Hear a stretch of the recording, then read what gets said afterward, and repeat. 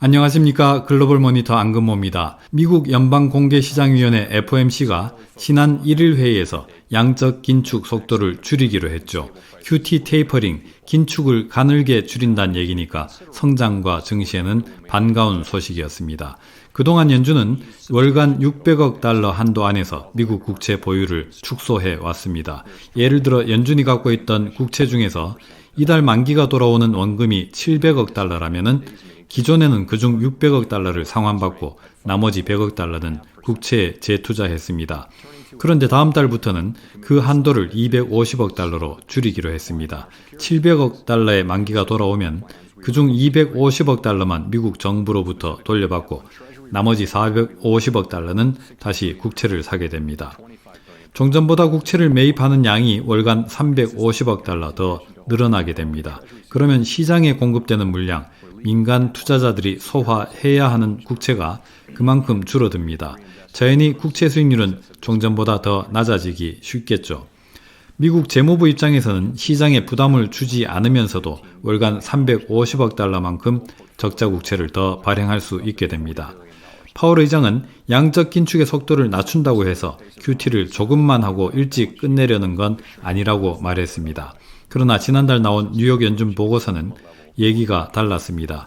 양적 긴축 테이퍼링을 올 상반기에 조기에 시작해 내년 초 일찍 끝내는 구상을 뉴욕 연준이 제시했습니다. 1년 전에 내놨던 시나리오보다 GDP의 2%에 해당하는 규모의 국채를 연준이 더 보유한 채 QT를 종료하는 구조였습니다. 그럼 파월 의장은 기자회견에서 뭐라고 말하는지 한번 들어보시죠. We've stated that we do not expect that it will be appropriate to reduce the target range for the federal funds rate until we have gained greater confidence that inflation is moving sustainably toward 2%.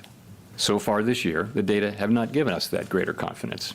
In particular, and as I noted earlier, readings on inflation have come in above expectations. It is likely that gaining such greater confidence will take longer than previously expected. We are prepared to maintain the current target range for the federal funds rate for as long as appropriate. We're also prepared to respond to an unexpected weakening in the labor market. We will continue to make decisions meeting by meeting.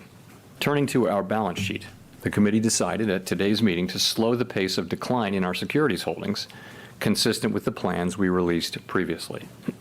Specifically, the cap on Treasury redemptions will be lowered from the current $60 billion per month to $25 billion per month as of June 1.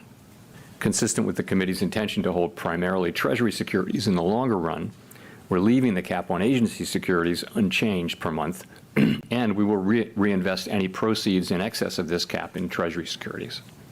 With principal payments on agency securities currently running at about $15 billion per month, total portfolio runoff will amount to roughly $40 billion per month.